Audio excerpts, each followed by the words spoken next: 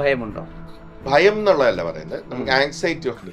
മലയാള cinema ചരിത്രത്തിലെ top 5 ബഡ്ജറ്റൽ ഫിലിംസിൽ എന്തായാലും ആട് വരും. ടോപ്പ് 4 എന്ന് വേണമെങ്കിൽ പറയാം. ഒരു സെറ്റ് അങ്ങ് ഒലിച്ചുപോയി മഴയിൽ. നഷ്ടമൊന്നുമില്ല ഇതില്. നമ്മുടെ കൺമുമ്പിലൂടെ ലക്ഷങ്ങളോ കോടികളോ നമ്മൾ ഒലിച്ചു പോകുന്ന കാണാം. അപ്പം നമ്മുടെ ടീം അംഗങ്ങൾ വന്ന് ചോദിക്കും, സാർ ഇനിയിപ്പോൾ എന്താ ചെയ്യുക? നമ്മൾ പറയും, മഴ പെയ്യുമ്പോൾ ആന എന്താ ചെയ്യുക? നനയും, നമുക്ക് നനയാം. ആക്ച്വലി ആദ്യം ഞാനത് ഫീൽ ചെയ്തില്ല. കാരണം ആടല്ലേ, എനിക്ക് ചിലപ്പോൾ ഒരു വിസിലടിച്ചാൽ ഒരു ഇൻവെസ്റ്ററെ കിട്ടും എന്നൊക്കെ നമ്മൾ വലിയ അഹങ്കാരം നമ്മുടെ മനസ്സിൽ തോന്നി. ഒരുപാട് പ്രശ്നങ്ങൾ ഈ ആടില് വന്നിട്ടുണ്ട്. ഇന്ദ്രൻ ചേട്ടന് ഫുൾ പ്രോസ്തറ്റിക്സിലാണ് നമ്മൾ ചെയ്തിരിക്കുന്നത്. അപ്പൊ പിന്നെ ചെലവ് കൂടാണ്. അല്ല, ചെലവ് കൂടുന്ന മാത്രമല്ല, അതിന്റെ ടൈം ലൈൻസ് ഉണ്ട്. നമ്മൾ പ്രോസ്തറ്റിക്സ് ചെയ്യുമ്പോൾ ആട് ഔട്ട്ഡോർ ആയതുകൊണ്ട് ഒരു 3 hours കൂടുതൽ നമുക്ക് ഇന്ദ്രൻ ചേട്ടനെ വെക്കാൻ പറ്റില്ല. പാലക്കാടിന്റെ ഒരു പ്രത്യേകത എന്ന് പറഞ്ഞാൽ, ഇപ്പൊ നമ്മൾ പോകുമ്പോൾ ഒരു ഗ്രൗണ്ട് കാണും. ആ ഗ്രൗണ്ടിലായിരിക്കും നമ്മൾ സെറ്റ് ഇടുന്നത്. നാളെ അത് കായല. മഴ പെയ്തു കഴിഞ്ഞാൽ, ഡാം തുറന്നു കഴിഞ്ഞാൽ അത് പിന്നെ വെള്ളം നിറയും. അങ്ങനെ ഞങ്ങൾക്ക് സംഭവിച്ചു. നമ്പേഴ്സ് പറയുകയാണെങ്കിൽ എത്ര ദിവസം ഷൂട്ട് ചെയ്തു? 127 ദിവസം. 10 മാസം 127 ദിവസം. ഹെവിലി പാക്ഡ് ആണ്. ഇങ്ങനെ ഒരു പാക്കിങ് മലയാള സിനിമ ചരിത്രത്തിൽ വന്നിട്ടുണ്ടോ എന്നുള്ളത് എനിക്കറിയില്ല. ഈ ടൈം ട്രാവലിനോട് എങ്ങനെ പ്രതികരിക്കും? നല്ല ജോണറാണ്, വളരെ നല്ല ജോണറാണ്, എനിക്ക് ഇഷ്ടമുള്ള ജോണറാണ്.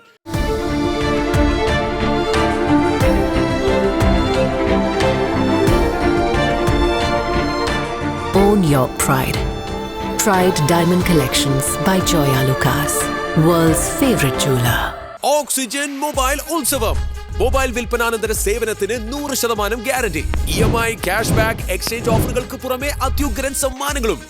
Think mobile, think oxygen. Oxygen, the smartphone expert. Vijay sir, ഇപ്പോൾ നമുക്കറിയാം അത്രയൊന്നും എളുപ്പത്തിൽ അങ്ങനെ അസോസിയേറ്റ് ചെയ്യുന്ന ഒരു പ്രൊഡക്ഷൻ ഹൗസ് അല്ല ഫ്രൈഡേ ഫിലിംസ്. എല്ലാം അധികം ഓൺ പ്രൊഡക്ഷൻസ് ആണ്. നിങ്ങൾ ഒരു സിനിമയുടെ അപ്പുറത്ത് ഒരു ഇന്റലക്ച്വൽ പ്രോപ്പർട്ടി ബിൽഡ് ചെയ്യാനാണ് പലപ്പോഴും ശ്രമിച്ചിരിക്കുന്നത്. ഓരോ സിനിമയിൽ എന്തെങ്കിലും പുതിയത് സൊസൈറ്റിക്ക് കൊടുക്കുക, അല്ലെങ്കിൽ പുതിയൊരു ടാലന്റിനെ കൊണ്ടുവരിക, അങ്ങനെയൊക്കെയാണല്ലോ. അപ്പോൾ നമ്മൾ വേണുകുന്നപ്പള്ളി പോലെ ഒരു വലിയ പ്രൊഡക്ഷൻ ഹൗസായിട്ട് അസോസിയേറ്റ് ചെയ്യുമ്പോൾ തന്നെ ഇതിൻ്റെ ഒരു വലിപ്പം അത്രയും ഉണ്ടാവും എന്നുള്ളൊരു ഒരു ഇതാണ്, ഒരു ഇംപ്രഷനാണ് നമുക്ക് തരുന്നത്. എത്രമാത്രം വലിപ്പമുണ്ട്? അതായത് പല പല കണക്കുകൾ സോഷ്യൽ മീഡിയയിൽ പറയുന്നത് 100 കോടിക്ക് മുകളിലാണ് എന്നൊക്കെ പറയുന്നുണ്ട്. ഇതിലെന്താണ് സത്യാവസ്ഥ? ഫസ്റ്റ് ഓഫ് ഓൾ, നമ്മൾ മുമ്പും ഇന്റർവ്യൂസിൽ പങ്കെടുത്തിട്ടുണ്ട്. ഞാൻ അങ്ങനെ ഒരു സിനിമയുടെ ബഡ്ജറ്റ് അനൗൺസ് ചെയ്തിട്ട് പോകുന്ന ഒരാളല്ല. പക്ഷെ അതൊരു പരസ്യമല്ലേ? ആണ്, പക്ഷെ അത് നെഗറ്റീവായിട്ടും പോസിറ്റീവായിട്ടും നമുക്ക് ഇത് ചെയ്യാം. കാരണം നമ്മളൊരു പ്രതീക്ഷ കൊടുക്കുകയാണ് അല്ലെ, ഒരു സിനിമയ്ക്ക് നമ്മൾ ആ ബഡ്ജറ്റിലേക്ക് വരുമ്പോൾ ആ ഫോക്കസ് ബഡ്ജറ്റിലേക്ക് മാറുന്നു എന്ന് വിശ്വസിക്കുന്ന ഒരാളാണ്. അപ്പം കാരണം ഇത്ര കോടിയുടെ ഒരു പടം കാണാൻ പോവാം, അതിലേക്ക് അങ്ങോട്ടും ഇങ്ങോട്ടും നമ്മൾ അത്രയും ആ സിനിമയ്ക്ക് വേണ്ട കാര്യങ്ങൾ ഇൻവെസ്റ്റ് ചെയ്തിട്ടുണ്ട് എന്ന് പറയുന്നത്. ഇപ്പം പടക്കളം എന്ന് പറയുന്ന സിനിമ സ്മോൾ ബഡ്ജറ്റ് ആണോ ബിഗ് ബഡ്ജറ്റ് ആണോ എന്ന് ഞാൻ അത് പടം കണ്ട് ആളുകൾക്ക് അത് ഇഷ്ടപ്പെടും, വെൽ മെയ്ഡ് ഫിലിം എന്ന് പറയുന്നതിലാണ് നമുക്ക് സാറ്റിസ്ഫാക്ഷൻ. പിന്നെ നേരത്തെ പറഞ്ഞ പോലെ ഫ്രൈഡേ ഫിലിംസ് കഴിവതും നമ്മൾ സ്വന്തമായിട്ട് IP മെയിൻറ്റെയിൻ ചെയ്ത് നമ്മുടെ ഒരു യൂണിവേഴ്സിറ്റി ക്രിയേറ്റ് ചെയ്ത് പോകുന്ന ഒരാളാണ്. ഇതും അങ്ങനെ തന്നെയാണ്, ആടും അങ്ങനെ തന്നെയാണ്. പക്ഷെ ആടിൽ എനിക്കൊരു ഇൻവെസ്റ്റർ പാർട്ട്ണർ വേണമെന്നും, അത് ആടിനെ അല്ലെങ്കിൽ ആ കണ്ടന്റിനെ ഇഷ്ടപ്പെടുന്ന ഒരു പ്രൊഡ്യൂസർ ആയിരിക്കണം, അല്ലെങ്കിൽ ഒരു പ്രൊഡക്ഷൻ ഹൗസ് ആയിരിക്കണം എന്നും ആഗ്രഹിച്ചിട്ടാണ് നമ്മൾ ഓണസ്റ്റ്ലി ഈ സിനിമ കൺസീവ് ചെയ്തപ്പോൾ ഇതിന്റെ ബഡ്ജറ്റ് കേട്ട് ഞാൻ ഞെട്ടിപ്പോയി. ബട്ട് നമ്മൾ 2019 ഒരു സിനിമ, അതായത് ഒരു സ്ക്രിപ്റ്റ് ഇതിനു വേണ്ടി ഡിറൈവ് ചെയ്തിരുന്നു ആടിനു വേണ്ടി. പക്ഷെ അന്ന് കോവിഡ് വന്നു, നടന്നില്ല. അങ്ങനെ കോവിഡ് വന്നപ്പോൾ ആളുകളുടെ ഒരു പാറ്റേൺ ഓഫ് വ്യൂയിങ്, കാഴ്ചശീലം കംപ്ലീറ്റ് ആയിട്ട് അല്ലെങ്കിൽ ഒരു എക്സ്റ്റെൻഡ് വരെ മാറി. അതായത് ഒരു സിംഗിൾ TV ഹൗസ് ഹോൾഡിൽ ഒരു മക്കൾ വീട്ടിൽ ഇരിക്കുമ്പോൾ അവർക്ക് ഫ്രീ ടൈമിൽ അവർ കണ്ടന്റ് കാണുകയും അത് അമ്മ പോലും അല്ലെങ്കിൽ അച്ഛൻ പോലും ഫോസ്റ്റ് വ്യൂയിങ് വരുമല്ലോ. ആ ഫോസ്റ്റ് വ്യൂയിങ്ങിലൂടെ ഒരു നോർമൽ ഹൗസ് വൈഫ് പോലും ഒരു ഇന്റർനാഷണൽ കണ്ടന്റിലേക്ക് എക്സ്പോസ് ആയി പോകുന്ന, എൻ്റെ അമ്മ ഇരുന്ന് ഹോളിവുഡ് സിനിമ മലയാളം വെർഷൻ കാണുന്നത് ഞാൻ കണ്ടിട്ടുണ്ട്, വേറെ ഇല്ല കാണാൻ. അപ്പൊ അങ്ങനെ എക്സ്പോസ് ആയ സമയത്ത് ഇനി അങ്ങോട്ട് നോർമൽ ഇസ് ബോറിംഗ് എന്ന് പറയുന്ന എക്സ്പെക്ടേഷൻ കൂടി ആളുകളുടെ അതിന്റെ കൺസീവ് ചെയ്യുന്ന രീതി മാറി. അപ്പം അങ്ങനെയുള്ളൊരു കണ്ടന്റ് ആയിരിക്കണം. അങ്ങനെ ആ സ്ക്രിപ്റ്റ് സ്ക്രാപ്പ് ചെയ്തിട്ടാണ് നമ്മൾ വീണ്ടും പുതിയ തോട്ടിലേക്കും പുതിയ ഡയമെൻഷനിലേക്കും ഒക്കെ മിഥുൻ വരുന്നതും. അങ്ങനെ ഈ തോട്ടിലേക്ക് വന്ന്, ചേട്ടാ എനിക്ക് ഇങ്ങനെയാണെങ്കിൽ മാത്രമാണ് ആടിനെ വേറെ തലത്തിലേക്ക് എത്തിക്കാൻ പറ്റുക എന്ന് പറയുന്നു. ഇത് കേട്ടപ്പോൾ, ആദ്യത്തെ തോട്ട് കേട്ടപ്പോൾ ഞാൻ ഇത്രയും ഒരു മാഗ്നിറ്റ്യൂഡ് എക്സ്പെക്ട് ചെയ്തില്ല. കാരണം ഒരു വേർഡൊക്കെ ആയിരിക്കും ചിലപ്പം എഴുതി വെച്ചിരിക്കുന്നത്, ചേസ് എന്നുള്ളൊരു ഒറ്റ വാക്കുള്ളൂ. ആ ചേസിന്റെ മാഗ്നിറ്റ്യൂഡ് ചിലപ്പോൾ 15 ദിവസമാണ് ഷൂട്ട് ചെയ്യുന്നത് എന്നുള്ളത് നമുക്കത് ഡീറ്റെയിലിങ്ങിലേക്ക് വരുമ്പോഴേ കിട്ടുള്ളൂ. യുദ്ധം എന്ന് എഴുതി വെച്ചാൽ നമുക്ക് എന്ത് ടൈപ്പിലുള്ള യുദ്ധം, അല്ലെങ്കിൽ അടി ഇടി വെടി എന്നൊക്കെ മാത്രമേ എഴുതുള്ളൂ. പക്ഷേ ഇതിന്റെ ഒരു മാഗ്നിറ്റ്യൂഡ് പിന്നെ അത് നമ്മൾ അതിന്റെ ചാർട്ടിങ്ങിലേക്കും അതിന്റെ ഡീറ്റെയിലിങ്ങിലേക്കും വന്നപ്പോൾ മാത്രമാണ് അല്ല അങ്ങനെ എഴുതും, ഒറ്റ വാക്കിൽ എഴുതുക. ചിലപ്പോൾ നമ്മൾ സ്ക്രിപ്റ്റ് വായിക്കുമ്പോൾ അതങ്ങ് വിട്ടുപോയാൽ അതിന്റെ ഡീറ്റെയിലിംഗ് അതിന്റെ നമുക്ക് അതിന്റെ ബഡ്ജറ്റ് ഇടാൻ പറ്റത്തില്ല. അപ്പൊ അങ്ങനെ ഇത് എഴുതി വന്ന് ഞാൻ ഈ സിനിമ ഇതുമായിട്ട് ബോംബെയില് പ്രൊഡക്ഷൻ സ്റ്റുഡിയോസിന് ഒക്കെ സമീപിക്കുന്നു. കാരണം ഒരു വലിയ സ്കെയിലിൽ ചെയ്യേണ്ട സിനിമയാണ്, അപ്പൊ അതിനൊരു സ്കെയിൽ ഇരിക്കട്ടെ. പക്ഷെ എന്തുകൊണ്ടോ ആ കോൺസെപ്റ്റ് ആട് 1-ൽ ഉണ്ടായിരുന്ന പോലെ തന്നെ ഉള്ള ഒരു പ്രോബ്ലം ഞാൻ അവിടെ ഫേസ് ചെയ്തു. കാരണം ആർക്കും ആട് പോലെ ഒരു പടം, അല്ലെങ്കിൽ കോമഡി ഹ്യൂമർ ഫ്ലേവറിലുള്ള ഒരു പടം എന്തിന് ഇത്രയും വലിയ മാഗ്നിറ്റ്യൂഡിൽ ചെയ്യണം?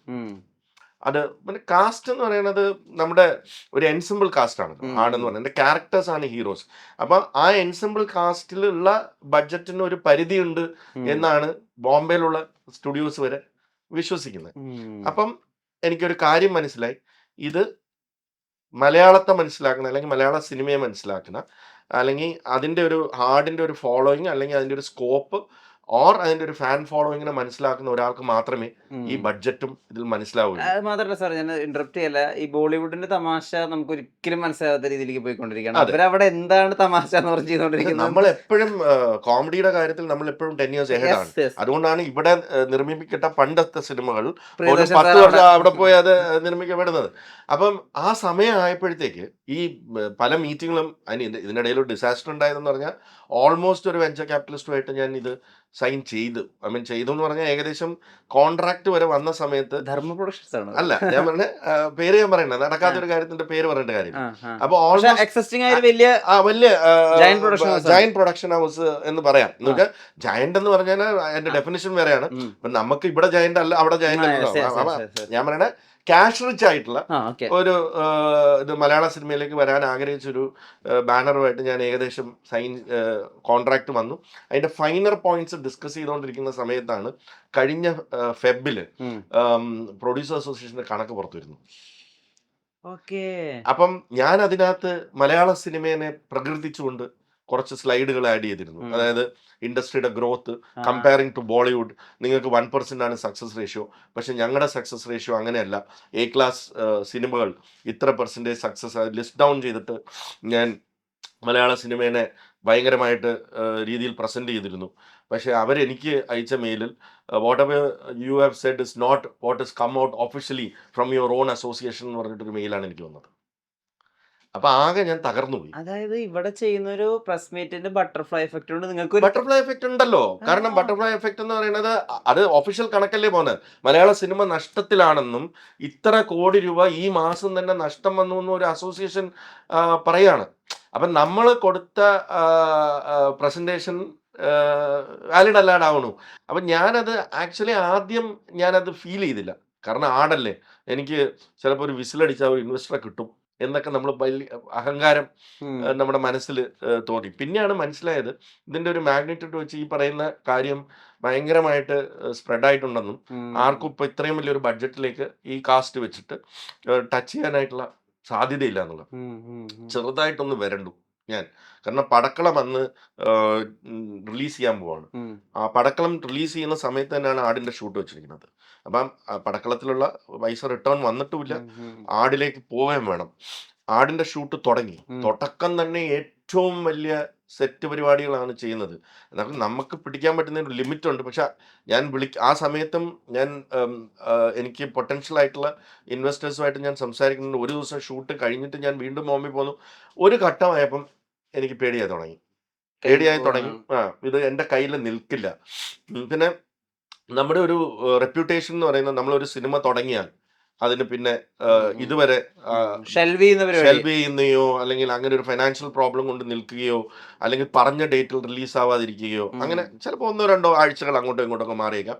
അത് പല കാരണങ്ങൾ കൊണ്ട്, മഴ കൊണ്ടോ അങ്ങനെയുള്ള കാരണങ്ങൾ കൊണ്ട്, അല്ലാതെ ഒരു കംപ്ലീറ്റ് ആയിട്ട് പോസ്റ്റ്പോൺ ചെയ്തിട്ട് പോകുന്ന ഒരു പരിപാടി ഇല്ല. So I don't show the pressure out side. But ആ ഒരു ഘട്ടത്തിൽ ഞങ്ങളുടെ ഫസ്റ്റ് ഷെഡ്യൂൾ തീരുന്നു, മഴ വരുന്നു, ഒരു സെറ്റ് ഒലിച്ചു പോകുന്നു. എന്താണ് ഒരു സെറ്റ് അങ്ങ് ഒലിച്ചു പോയി മഴയത്ത്. നഷ്ടമൊന്നുമില്ലേ ഇതില്? അത് അതേ പറഞ്ഞു, നമുക്ക് നമ്മുടെ കൺമുമ്പിലൂടെ ലക്ഷങ്ങൾ ഒലിച്ചു പോകുന്ന നമുക്ക് കാണാം, ലക്ഷങ്ങളോ കോടികളോ നമ്മൾ ഒലിച്ചു പോകുന്ന കാണാം. അപ്പം നമ്മുടെ ടീം അംഗങ്ങൾ വന്ന് ചോദിക്കും, സാർ ഇനിയിപ്പോൾ എന്താ ചെയ്യുക? നമ്മൾ പറയും, മഴ പെയ്യുമ്പോൾ ആന എന്താ ചെയ്യുക, നനയും, നമുക്ക് നനയാം. എന്നിട്ട് അപ്പം ഇത് കാര്യം മനസ്സിലായി, ഇതിൻ്റെ ഒരു എക്സ്പെക്ടേഷൻ ഇതല്ല, വേറെ ലെവലിലാണ്. അപ്പം എനിക്ക് എൻ്റെ കണ്ടന്റ് ആദ്യത്തെ ഒരു 10 ദിവസത്തെ ഫുട്ടേജ് കണ്ടപ്പോഴും മനസ്സിലായി ഇത് ഇങ്ങനെ ആവാനാണ് സാധ്യത. അപ്പം ഞാനിങ്ങനെ അതൊരു വെൽക്കം ബ്രേക്ക് ആയിട്ടാണ് ഞാൻ കണ്ടത്. ഇരുന്നിട്ട് കോർണർ ഡൗൺ ചെയ്യുന്നുണ്ട്, who's the most sensible person I can approach എന്ന് പറഞ്ഞിട്ട് ഞാൻ ഇങ്ങനെ വേണിച്ചേട്ടനെ I don't know him personally, എനിക്ക് പേഴ്സണലി അറിയില്ല, ഞാൻ കണ്ടിട്ട് പോലുമില്ല. അപ്പം ഞാൻ എൻ്റെ ഒരു സുഹൃത്തിൻ്റെ കയ്യിൽ നിന്ന് നമ്പർ എടുക്കുന്നു. എന്നിട്ട് ഞാൻ വേണിച്ചേട്ടന് ഒരു മെസ്സേജ് അയക്കുന്നു, വേണിച്ചേട്ടാ this is Vijay Babu, this regarding Aadu 3, എനിക്ക് ഒന്ന് സംസാരിക്കണം, വേണിച്ചേട്ടൻ എന്നാ വരിക. പുള്ളി പറഞ്ഞു, ഞാൻ ആക്ച്വലി ആദ്യം കൊണ്ടിരിക്കുകയാണ്, എനിക്ക് അടുത്ത ഷെഡ്യൂൾ ഉടനെ തുടങ്ങും, മഴ കഴിഞ്ഞ ഉടനെ അടുത്ത് തുടങ്ങണം. അപ്പം വേണിച്ചേട്ടൻ പറഞ്ഞു, ഒരു 1 വീക്കിൽ ഞാൻ വരും, എനിക്ക് നാളെ കാണാൻ പറ്റുമോ എന്നാണ് എനിക്ക് ചോദിക്കേണ്ടത്. പക്ഷെ അദ്ദേഹം 1 വീക്ക് കഴിഞ്ഞ് നാട്ടിലേക്ക് വരും എന്ന് പറയുമ്പോൾ ഞാൻ അതല്ലേ, ഓക്കെ വേണിച്ചേട്ടാ നമുക്കൊന്ന് കാണാം എന്ന് പറഞ്ഞിട്ട് വേണിച്ചേട്ടൻ വന്ന ദിവസം തന്നെ എന്നെ കണ്ടു. ഞാൻ പറഞ്ഞിട്ട് ഇങ്ങനെ ആട് 3ൻ്റെ കാര്യമാണ്, ഇങ്ങനെയാണ് ബഡ്ജറ്റ്. ഐ മീൻ സ്വാഭാവികമായിട്ടും അദ്ദേഹം ചോദിച്ചു, വൈ ദിസ് ബഡ്ജറ്റ് ഫോർ ആട് 3, അതെങ്ങനെയാണ്, അതിൻ്റെ ഒരു ബിസിനസ് പ്ലാൻ എന്താണ് എന്ന് ഞാൻ ചോദിച്ചപ്പോൾ ഞാനത് പ്രിപ്പയർഡ് ആയിരുന്നു ആ ക്വസ്റ്റ്യന്. ഞാൻ വേണിച്ചേട്ടാ I want 15 minutes of yours, I have a footage show. അങ്ങനെ ഞാൻ ആ ഫുട്ടേജ് കാണിക്കുന്നു, ഞാൻ ആരോടും പറഞ്ഞില്ല, ടീമിനോട് പോലും പറഞ്ഞില്ല, ഞാൻ ആ ഫുട്ടേജ് കാണിക്കുന്നു. അപ്പോൾ അദ്ദേഹത്തിന് അതിൻ്റെ മാഗ്നിറ്റ്യൂഡ് മനസ്സിലായി. ഞാൻ ഇനി I need half an hour of yours to tell the story. അങ്ങനെ ഞാൻ തന്നെയാണ് അവിടെ നിന്ന് സ്ക്രിപ്റ്റിൻ്റെ ഒരു ആദ്യത്തെ ഹാഫ് ആൻ അവർ വായിക്കുന്നത്. അത് വായിച്ചോടെ പുള്ളി കൺവിൻസ്ഡ് ആയി. പുള്ളി പറഞ്ഞു, വാട്ട് ഇസ് ദ ബഡ്ജറ്റ് എന്ന് പറഞ്ഞിട്ട് ഞാൻ പറഞ്ഞു, ഇതാണ്, this is what I have in mind as A business plan എന്നും പറഞ്ഞു. എല്ലാം കൂടെ ഒരു 1 hour മീറ്റിംഗ് എന്ന് പറഞ്ഞു, നമുക്ക് നാളെ കാണാം. അങ്ങനെ രാത്രി ആയപ്പോൾ ഐ ആം ഷുവർ ഈ being a businessman he would have done his homework. വിളിച്ച് ചോദിച്ചിട്ടുണ്ടാവാം പലരെയും, ബിക്കോസ് അങ്ങോട്ടും ഇങ്ങോട്ടും അറിയാവുന്ന ഒരു കൊച്ചു ഇൻഡസ്ട്രിയാണ്. എന്നെ അടുത്ത ദിവസം വിളിച്ചിട്ട് പറഞ്ഞു, I am interested in this film. ഞങ്ങളുടെ ടേംസ് വളരെ സിമ്പിളായിരുന്നു. I mean like I said, it's a franchise, IP, അതിൻ്റെയൊക്കെ കാര്യങ്ങൾ. I want you to be part of the as an investor partner. I think ഒരു ഹാഫ് ഡേയിൽ ഞങ്ങൾ കൈ കൊടുത്തു. അപ്പം ഞാൻ ഏറ്റവും ഈ കഴിഞ്ഞ കാലങ്ങളിൽ ഞാൻ ഏറ്റവും റിലീവ്ഡ് ആയിട്ടുള്ള ഒരു മൊമെന്റ് എന്ന് പറയുന്നുണ്ടെങ്കിൽ വേണിച്ചേട്ടനെ പോലെ ഒരാൾ ടീമിലേക്ക് വന്നതും.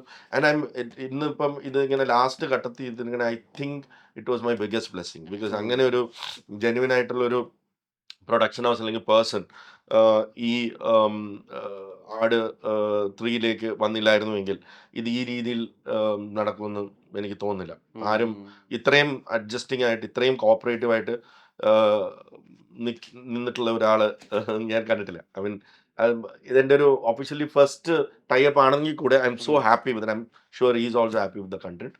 പക്ഷെ എനിക്ക് പ്രാർത്ഥന എന്ന് പറയുന്നത്, നമ്മളെ വിശ്വസിച്ച ഒരാൾ പൈസ ഇടുമ്പോൾ, എൻ്റെ പൈസ ഇടുന്നതിനെക്കാട്ടിൽ കൂടുതൽ ടെൻഷനാണ് എനിക്ക്.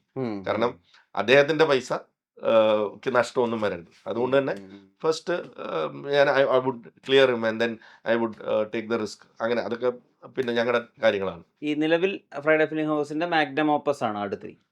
ബിക്കോസ് ഞാൻ ബഡ്ജറ്റ് പറഞ്ഞില്ലെന്നുണ്ടെങ്കിലും മലയാള സിനിമാ ചരിത്രത്തിലെ ടോപ്പ് 5 ബഡ്ജറ്റൽ ഫിലിംസിൽ എന്തായാലും ആട് വരും.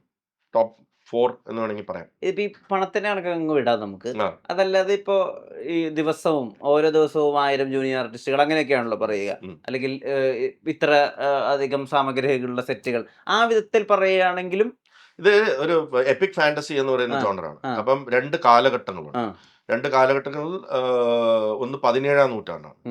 നമ്മളിതൊരു ഹ്യൂമർ ചിത്രമാണെങ്കിൽ കൂടി അതിൻ്റെ ഒരു സ്റ്റോറി ലൈൻ വളരെ ശക്തമായിട്ട് ഇതിനകത്ത് പോകുന്നുണ്ട്. അപ്പോൾ അത് വളരെ സീരിയസ് ആയിട്ട് തന്നെ കാണിക്കണം എന്നുള്ളതാണ് എന്നും ഇതിൻ്റെ. പക്ഷെ അപ്പോൾ അതിൻ്റെ നുവാൻസസ് എല്ലാം വളരെ ആലോചിച്ച് 6-7 മാസത്തെ പ്രീ പ്രൊഡക്ഷനിലൂടെയാണ് അതിൻ്റെ ഓരോ മൈന്യൂട്ട് തിങ്സും നമ്മൾ പ്ലാൻ ചെയ്തിരിക്കുന്നത്. ഓക്കെ. അപ്പോൾ ഒബ്വിയസ്ലി 17-ാം നൂറ്റാണ്ടെന്ന് പറയുമ്പോൾ തന്നെ ഒരു രാജ്യം വരുമ്പോൾ അതിന് എന്തൊക്കെ വേണമോ അതെല്ലാം ഇതിനകത്തുണ്ട്. സോ അത് കൂടാതെ പ്രസന്റ് കാലഘട്ടവും കൂടെ വരുമ്പോൾ നമ്മൾ രണ്ട് കാര്യങ്ങളും ഒരുമിച്ച് കൊണ്ടുപോകണം. അത് സിനിമ കാണുമ്പോൾ നിങ്ങൾക്ക് മനസ്സിലാവും എന്താണ് പറയുന്നത്. ഈ ടൈം ട്രാവലിനോട് എങ്ങനെ പ്രതികരിക്കുന്നു? നല്ല ജോണറാണ്, വളരെ നല്ല ജോണറാണ്, എനിക്ക് ഇഷ്ടമുള്ള ജോണറാണ്. ഇത് ഒന്നും പുറത്ത് വിടാതെ, അതായത് ഒന്നുമില്ല, എന്തെല്ലാം കാര്യങ്ങൾ തന്നെ എപ്പിക് ഫാന്റസി ആണെന്ന് പറഞ്ഞു. രണ്ട് ടൈം ലൈൻസിൽ അതല്ല സാർ, അതല്ല ഇപ്പോഴല്ല. ടൈം ലൈൻസിൽ ജീവിച്ചിരുന്ന ആൾക്കാരെന്നുള്ളതാണ്. ഈ ഇപ്പോ ആളുകളുടെയൊക്കെ സ്കെയിൽ ഒരുപാട് മാറി. അതായത് വിനായകൻ ഇന്ന് ഇന്ത്യയിലെ ഏറ്റവും വിലപിടിപ്പുള്ള ഒരു നടനാണ്. അതായത് ഇന്ത്യയുടെ ഏറ്റവും വലിയ സൂപ്പർ സ്റ്റാറിന് ഓപ്പോസിറ്റ് വില്ലനായി നിന്ന് ആ സൂപ്പർ സ്റ്റാർ അനുമോദിച്ച അനുഗ്രഹിച്ച നടനാണ്. ജയസൂര്യ മലയാളത്തിന്റെ ഏറ്റവും വലിയ ഒരു സിനിമയ്ക്ക് വേണ്ടി 3 വർഷങ്ങൾ കൊടുത്തിട്ടുള്ള ഒരാളുണ്ട്. കത്തനാറപ്പുറത്ത് നടക്കുന്നു, ആട് 3 ഇപ്പുറത്ത് നടക്കുന്നു. അതായത് ഞാൻ പറഞ്ഞ അതിലത്തെ രണ്ടാളുകളാണ്. എല്ലാവരും അതുപോലെ വലുതായിരിക്കുന്നു. എല്ലാ ആളുകളും ഇൻ ടേംസ് ഓഫ് അവരുടെ എന്താ പറയുക, ബോഡി ഓഫ് വർക്ക് കൊണ്ടും അല്ലാതെ കൊണ്ടും റെമ്യൂണറേഷൻ കൊണ്ടും ഒക്കെ വലുതായിരിക്കുന്നു. അതിനെങ്ങനെയാ മാനേജ് ചെയ്യുക? അതാ പറഞ്ഞ ആട് 1 എടുക്കുമ്പോൾ ഉണ്ടായിരുന്ന ഒരു പ്രൊഫൈൽ അല്ല, അല്ലെങ്കിൽ അവരുടെ സ്റ്റാർഡം അല്ല ഇന്ന് ആട് 3 എത്തി നിൽക്കുമ്പോൾ. ആട് 1 നിന്നും മാറിയായിരുന്നു ആട് 2, ആട് 2 നിന്നും വളരെ മാറിയാണ് ആട് 3. അപ്പം ആക്ടേഴ്സ് പ്രൊഫൈൽ മാറുകയും സ്കെയില് മാറുകയും കാലം മാറുകയും ചെയ്യുമ്പോൾ ഇത് മൂന്നും കൂടെ വരുമ്പോഴാണ് ഒരു പ്രൊഡ്യൂസറെ സംബന്ധിച്ചിടത്തോളം ഭയങ്കര ടെൻഷൻ ആവുന്നത്. കാരണം ഓരോ ആഴ്ചയും ഓരോ നിയമങ്ങൾ വരും അല്ലേ? അത് ഗവൺമെന്റിന്റെ നിയമങ്ങൾ വരും, ടാക്സേഷൻ സംബന്ധമായത്, അല്ലെങ്കിൽ laws and rules and regulations regarding the film ഇങ്ങനെ ആയിരിക്കണം എന്ന് ചെയ്യും. ഇനി അസോസിയേഷൻ സംബന്ധമായ റൂളുകൾ വരും. ഇതെല്ലാം ബെയർ ചെയ്യേണ്ടത് ഒരാൾ മാത്രമാണ്, പ്രൊഡ്യൂസർ. ഇങ്ങനെ ഒരു പുതിയ റൂൾസ് വരുമ്പോൾ അതിനെ ചിലപ്പോൾ ആക്ടേഴ്സ് അസോസിയേഷൻ വെൽക്കം ചെയ്യും, ടെക്നീഷ്യൻ അസോസിയേഷൻ വെൽക്കം, അങ്ങനെ ആവാം. പിന്നെ പല പല സംഘടനകളും ഇങ്ങനെ പല നിയമങ്ങളുമായിട്ട് വരും. ഇനി ഇങ്ങനെ വേണം, ഇനി കാരവൺ തന്നെ ഇങ്ങനെ വേണം, അല്ലെങ്കിൽ ഇനി ഇത്ര നേരമാണ് പറയുക, ഇതാണ് batta. I mean fair enough. ഇത് ഓരോ ഡ്രോപ്പ് ബൈ ഡ്രോപ്പ് ആയിട്ട് നമ്മൾ നോക്കുമ്പം അതൊരു ഇതിനൊരു 6000 രൂപയുടെ വ്യത്യാസമല്ലേ വരുന്നുള്ളൂ, അല്ലെങ്കിൽ 10 ലക്ഷം രൂപയുടെ വ്യത്യാസമല്ലേ വരുന്നുള്ളൂ എന്ന് പറയുമ്പോഴും ഈ ഓരോ കാര്യങ്ങളുടെയും ലോഡ് വന്ന് വീഴുന്നത് പ്രൊഡ്യൂസർ അല്ലെങ്കിൽ പ്രൊഡക്ഷൻ ഹൗസിന്റെ ഇതിലാണ്.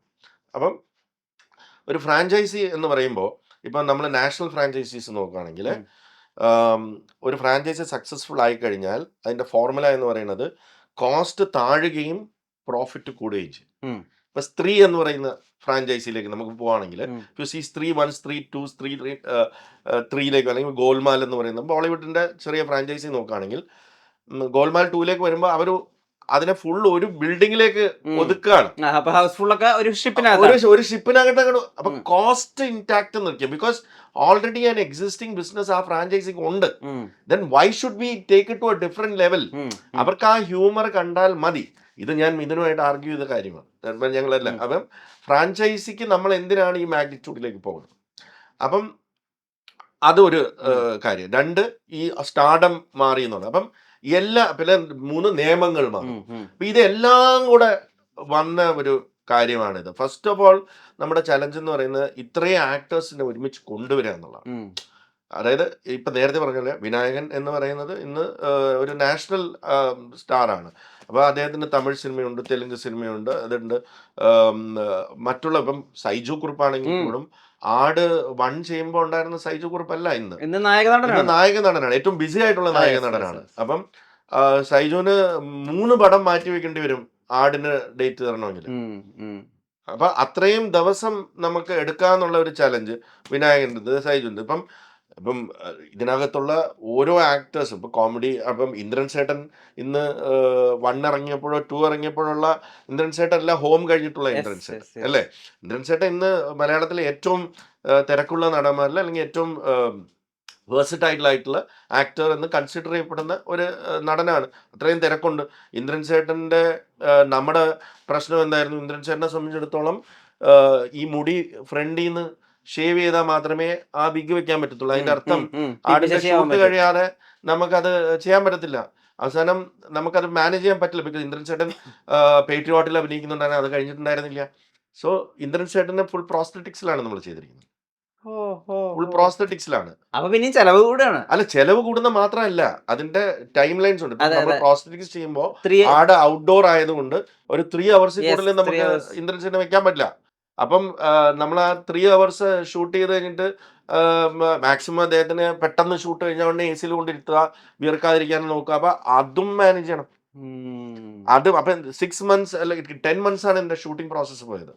10 വർഷം എടുത്തിട്ടാണ് 10 മാസം. 10 മാസം എടുത്തിട്ടാണ് അല്ല, 6 ബ്രേക്ക് ഉണ്ടായിരുന്നു ഇതിനിടയ്ക്ക്. കാരണം ലുക്ക് മാറ്റണം, ലുക്ക് മാറാനുണ്ട്. ഈ കാലഘട്ടത്തിലേക്ക് വരികയും ഈ മഴ എന്ന് പറഞ്ഞാൽ കഴിഞ്ഞ വർഷമാണ് മെയ് തൊട്ടിട്ട് ഡിസംബർ വരെ മഴ പെയ്ത വർഷം.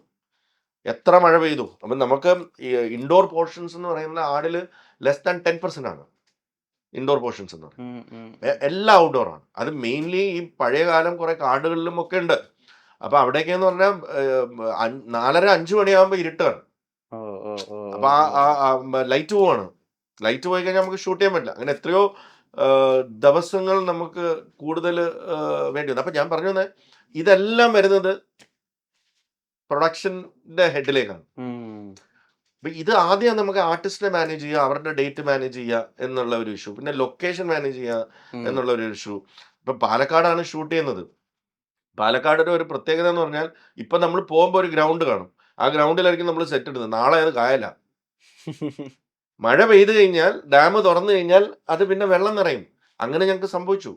ഞങ്ങള് ഒരു സെറ്റ് ഇട്ടിരിക്കുന്ന സ്ഥലം മഴ പെയ്ത് നമ്മുടെ മുമ്പിൽ അതൊരു ഒഴുക്കുള്ള വാട്ടർ ബോഡി ആയിട്ട് മാറുന്നത് നമ്മൾ കാണുന്നുണ്ട്.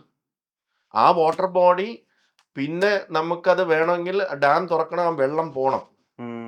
ആ ഡാം തുറക്കാൻ വേണ്ടി നമുക്ക് ഗവൺമെന്റിനോട് പോയി ഞങ്ങൾ ഷൂട്ട് ചെയ്യാനുണ്ട്, ഡാം തുറക്കണം എന്ന് പറയാൻ പറ്റില്ലല്ലോ. അത് അതിന്റെ നാച്ചുറൽ പ്രോസസ്സിൽ മാത്രമേ അത് നടക്കുകയുള്ളൂ. അപ്പൊ അതിനുവേണ്ടി നമ്മൾ വെയിറ്റ് ചെയ്ത് അവസാനം അത് തുറന്നതിന് ശേഷം ഷൂട്ട് ചെയ്ത സ്ഥലങ്ങളുണ്ട്. അത്രയും അപ്പം ഇപ്പൊ ജൂനിയർ ആർട്ടിസ്റ്റ് എന്ന് പറയുന്നത്, ഓബിയസ്ലി ജൂനിയർ ആർട്ടിസ്റ്റ് ഒക്കെ ഈ സിനിമയെ സംബന്ധിച്ചിടത്തോളം അതിന്റെ ഒരു എനിക്ക് ഇപ്പം മഴ പെയ്യുമ്പോൾ ഉള്ള പ്രശ്നം എന്ന് പറയുന്നത് നമുക്ക് സങ്കടം വരും. കാരണം ഇത് 17-ാം തീയതി നമ്മൾ ഓപ്പൺ ടെറൈനിലാണ് നമ്മൾ ഷൂട്ട് ചെയ്യുന്നത്, അല്ലെ? ഓപ്പൺ ടെറൈനിൽ നമ്മളിപ്പോൾ വൈറ്റ് ഷോട്ടും അല്ലെങ്കിൽ ഡ്രോൺ ഷോട്ടും ഒക്കെ എടുക്കുമ്പോൾ വേറെ ഒന്നും വെക്കാൻ പാടില്ല. അപ്പൊ നമ്മുടെ ടെന്റുകളും എല്ലാം വെച്ചിരിക്കുന്നത് കുറെ അപ്പുറത്താണ്. അപ്പൊ നമ്മുടെ പ്രശ്നം എന്ന് പറഞ്ഞാൽ, മഴ പെയ്യുമ്പോൾ നമ്മുടെ സങ്കടം എന്ന് പറയുന്നത്, ഈ ജൂനിയർ ആർട്ടിസ്റ്റുകളെ എങ്ങനെ അവരിപ്പം ആ കാലഘട്ടത്തിൽ ഒരു ഉടുപ്പ് പോലും ഇല്ലാതായിരിക്കും നിൽക്കുന്നത്. അപ്പൊ പെട്ടെന്ന് മഴ പെയ്യുമ്പോൾ ഇവര് ഓടുന്ന കാണുമ്പോൾ നമുക്ക് വിഷമം വരും. അതുകൊണ്ട് തന്നെ നമ്മൾ അത് മാനേജ് ചെയ്യാനായിട്ട് പല സംവിധാനങ്ങളും ഈ സെറ്റിനോടൊപ്പം തന്നെ ചെയ്തു വെച്ചു. ലൈക്ക് ഈ മേളിൽ നിന്ന് നോക്കുമ്പോൾ ഓല കാണുന്ന, അപ്പം അവർക്ക് പെട്ടെന്ന് നിൽക്കാനായിട്ട് ആ ഷെഡിലേക്ക് വന്ന് നിൽക്കാനുള്ള പരിപാടികൾ വരെ നമ്മൾ സെറ്റ് ചെയ്ത് വെച്ചിട്ട് ആണ് നമ്മൾ ഷൂട്ട് ചെയ്യുന്നത്. അപ്പം അങ്ങനെയുള്ള ഒരുപാട് പ്രശ്നങ്ങൾ ഈ ആടിൽ വന്നിട്ടുണ്ട്. ഒരു ബുക്ക് എഴുതാനുള്ള കഥകൾ ഇതിനകത്തുണ്ട്. അപ്പൊ നേരത്തെ ചോദിച്ച ചോദ്യം എനിക്ക് വളരെ സിമ്പിളായിട്ട് ചോദിച്ചെങ്കിലും അതിന്റെ മാഗ്നിറ്റ്യൂഡ് വളരെ വലുതാണ്. എത്ര ദിവസം ഡേയ്സ് നമ്പേഴ്സ് പറയുകയാണെങ്കിൽ എത്ര ദിവസം ഷൂട്ട് ചെയ്തു? 127 127 ദിവസം. 10 മാസം 127 ദിവസം. റിലീസിലേക്ക് വരികയാണെങ്കിൽ ടോക്സിക്, ദുരന്തർ 2, ആട് 3, പിന്നെ തമിഴിൽ നിന്ന് നെല്ലൈക്ക. ഇപ്പൊ ഏയ്ക്കിടയിൽ ഒരു യു നെല്ലൈക്കയും വരുന്നുണ്ട്, ലവ് ഇൻഷുറൻസ് കോർപ്പറേഷനും വരുന്നുണ്ട്. നമ്മുടെ പ്രദീപ് രംഗനാഥൻ, വിഘ്നേഷ് ശിവൻ തമിഴ് പടവും ആ ഡേറ്റിനാണ് പറഞ്ഞിരുന്നത്. മാർച്ച് 19. ഭയമുണ്ടോ? അല്ല, നമ്മൾ കണ്ടന്റിൽ വിശ്വസിക്കുന്നുണ്ട്. പക്ഷെ ഭയം എന്നുള്ളതല്ല പറയുന്നത്, നമുക്ക് ആങ്സൈറ്റി ഉണ്ട്. എന്ന് പറഞ്ഞാൽ അല്ല, അതായത് നമുക്കൊരു ചിലപ്പോൾ ചില നല്ല കണ്ടന്റുകൾ നമ്മൾ ഉണ്ടാക്കുമ്പോൾ ഇതിന് കുറച്ചും കൂടെ ഫ്രീ റൺ കിട്ടിയിരുന്നെങ്കിൽ എന്ന് നമ്മൾ ആഗ്രഹിക്കും. അത് ഏത് പ്രൊഡ്യൂസറും ആഗ്രഹിച്ചു. ഇപ്പൊ പടക്കളം എന്ന് പറയുന്ന സിനിമയ്ക്ക് ഇപ്പൊ സന്ദീപിന്റെ തന്നെ സിനിമ വെച്ച് നമ്മൾ എക്കോയ്ക്ക് കിട്ടിയൊരു ഫ്രീ റൺ കിട്ടിയില്ല. കാരണം തുടരത്തിന്റെ ഇടയിലും പ്രിൻസിന്റെ ഇടയിലും ആണ്. പ്രിൻസ്, നരിവേട്ട, തുടരും ഏറ്റവും പീക്ക് സീസണിലാണ് നമ്മൾ പെട്ടുപോകുന്നത്. അപ്പം കുറച്ചും കൂടെ ഒക്കെ അതിന് പൊട്ടൻഷ്യൽ ഉണ്ട് എന്ന് ആസ് എ പ്രൊഡ്യൂസർ എനിക്ക് വിശ്വസിക്കുന്നതിൽ കുറ്റമൊന്നുമില്ല. അപ്പം നമ്മൾ മറ്റുള്ള ചില സിനിമകൾക്ക് കുറച്ചും കൂടെ സ്പേസ് കിട്ടുമ്പോൾ നമുക്ക് ആ സ്പേസ് അത് നമുക്കും കൂടെ കിട്ടിയിരുന്നെങ്കിൽ എന്ന് നമ്മൾ ആഗ്രഹിക്കും. അതേപോലെ ഞാൻ ആടിന് ആഗ്രഹിച്ചിരുന്നു. അപ്പം ആട് ആദ്യം ക്രിസ്മസിൽ ഇറങ്ങാനിരുന്ന സിനിമ. അപ്പൊ ഈ മഴ കാരണമാണ് ക്രിസ്മസിൽ നിന്ന് മാറിയത്. അവിടെ സ്പേസ് ഉണ്ടായിരുന്നു, പക്ഷെ എന്തുകൊണ്ടോ അത് നടന്നില്ല. അങ്ങനെയാണ് മാർച്ച് 19 വരുന്നത്. അത് നേരത്തെ അറൈവ് ചെയ്തതാണ്, നമ്മൾ അനൗൺസ് ചെയ്തത്. അപ്പം മാർച്ച് 19 വരുമ്പോൾ തന്നെ നമ്മൾ പല ഫാക്ടേഴ്സിനെ കൺസിഡർ ചെയ്തിട്ടാണ് 19 എന്ന് പറയുന്ന ഡേറ്റ് എടുക്കുന്നത്. ബിക്കോസ് നമ്മുടെ ആൻഡോ ജോസഫ് അല്ലെങ്കിൽ ആന്റണി ചേട്ടൻ പോലുള്ളവരുമായിട്ട് നമ്മൾ വിളിച്ചിട്ട് എങ്ങനെ പാട്രിയോട്ട് ദൃശ്യം എന്നൊക്കെ ചോദിക്കും. അപ്പൊ അവരും ചിലപ്പം അങ്ങനെ ചിലപ്പോ ഇങ്ങനെ ആയിരിക്കും. ആൻഡോ പറയും ഡിയർ ചിലപ്പം ഇതായിരിക്കും, എന്തായാലും 19 ഉണ്ടാവോ എന്ന് ചോദിക്കും.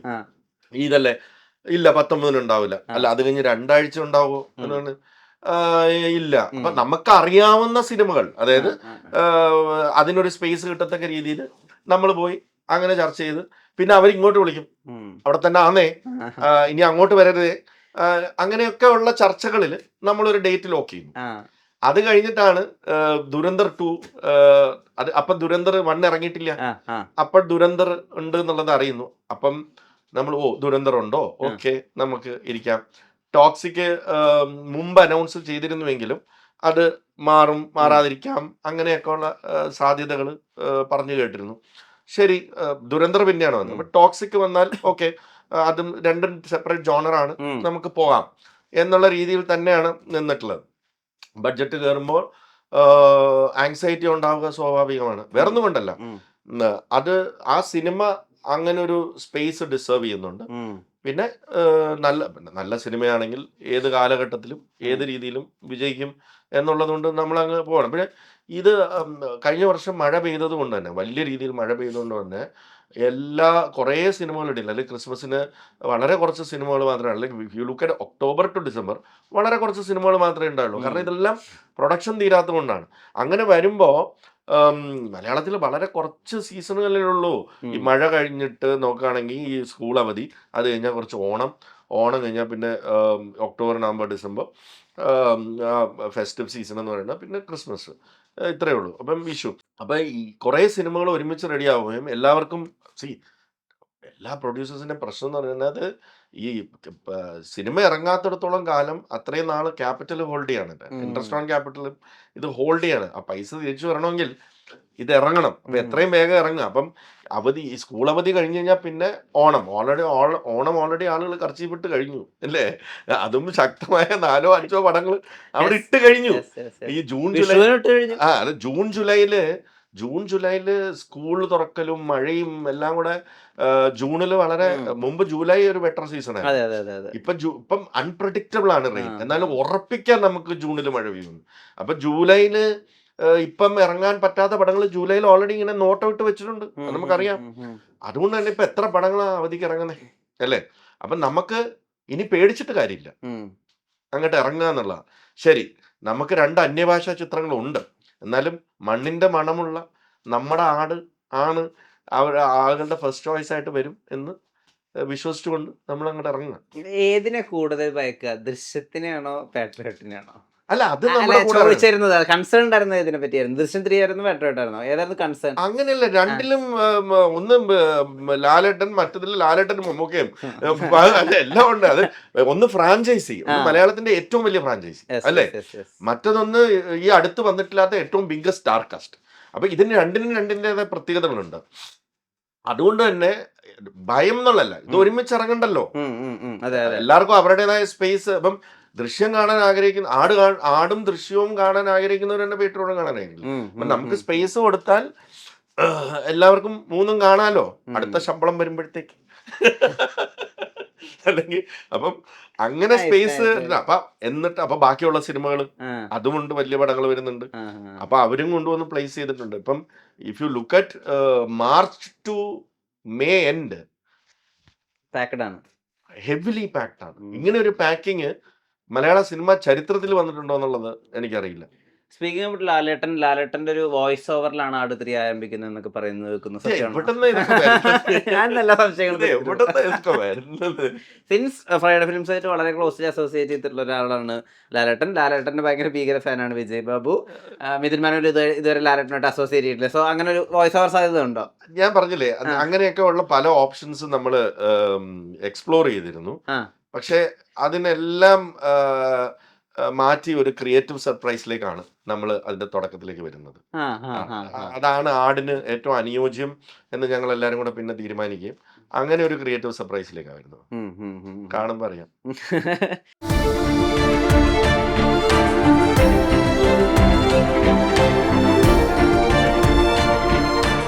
Own your pride. Pride Diamond Collections by Joya Lucas, world's favorite jeweler. Oxygen mobile ഉത്സവം. മൊബൈൽ വിൽപ്പനാനന്തര സേവനത്തിന് 100% guarantee. EMI, cash back, exchange ഓഫറുകൾക്ക് പുറമെ അത്യുഗ്രൻ സമ്മാനങ്ങളും. Think mobile, think oxygen. Oxygen, the smartphone expert.